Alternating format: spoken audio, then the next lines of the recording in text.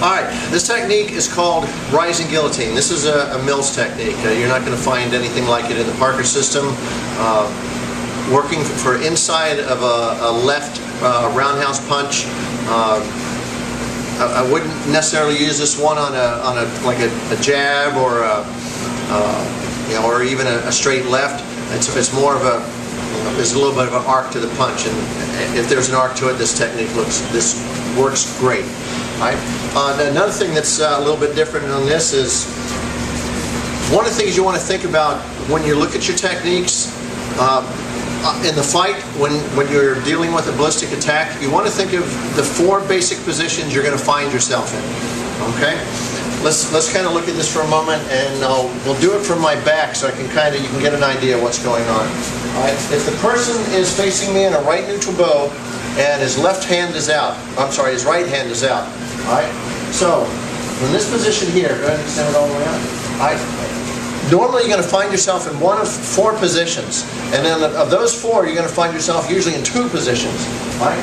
So if I'm dealing with the right hand, I'm either going to be right lead inside, left lead inside, or right lead outside, or left lead outside. Those are your 4 basic positions.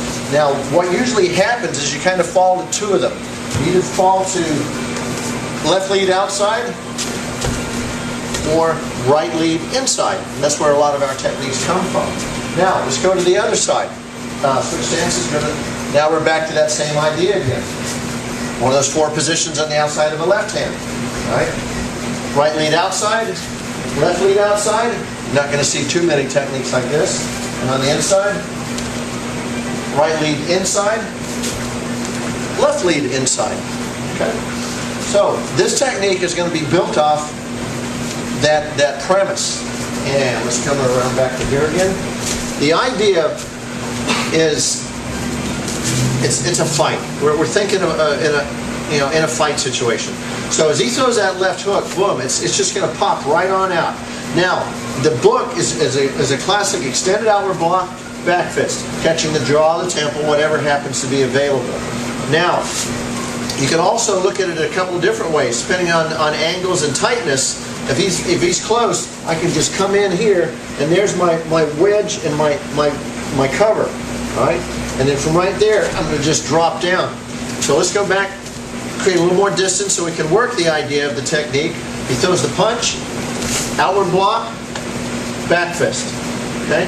From there, I'm going to drive in, just chop straight down, boom, and clear. All right? And there my left hand becomes that positional check. So I have 1, 2. From there, I'm just going to let it round off, and there's my hammer catching spleen or floating ribs, and then coming back and catching the spleen or floating ribs from the front. So 1, 2, I like to check back out, and as that check comes back out and that hammer comes in, I'm just going to make a little circle and then kick right to the inside of the right leg. Boom. Okay? That's going to open him up and bring him down. And as he comes down, I'm going to land, and this is straight out of Form 2, land, and then rotate up with that guillotine. That's going to bring his head forward, and this is going to come up and just slice his head clean off. A little quick adjustment step with my left foot. Think of it as a front switch with a little bit of an angle of deviation. And as I come up, buckle, hammer. Now, the book from there goes into a lock, a choke, or a throw. Okay? I'm going to leave that one out, that little piece out for right now, because one of the things I've found on this technique is it never gets that far.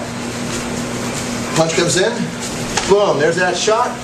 In most cases, when I work this with another black belt and we're making some contact, boom, it's over. That little crashing, catching that spleen from the outside, or at least from a lateral shot, is very destructive and painful. Boom, and now we're tenderizing it, and then that kick. Now think about this kick for a second. I'm going to push his leg. I'm going to kind of kick and push as he takes the weight off it so it doesn't damage him. Boom. Look what happens to that head. it drops, all right? And as it drops, boom, that head is gonna snap back so hard and so fast from this shot, and that sets up everything else as I come in and buckle, and then get that rest of it, and then, again, we're starting to play pool at this point. Boom, and down he goes, and that head usually drops so fast, and a lot of times that leg is gone, he's dropping to his knees. I found that when you start making contact, I have a lot of difficulty pulling out the choke and the throw on the end of that. So I usually leave it out. If you want to use it, have fun using it. Again, one more time, punch comes in, boom. And you can kind of get a feel of how this technique rolls. This has turned into one of those classic Mills techniques. Lightning fast, very powerful, very destructive. Rise the Guillotine. Have fun with it.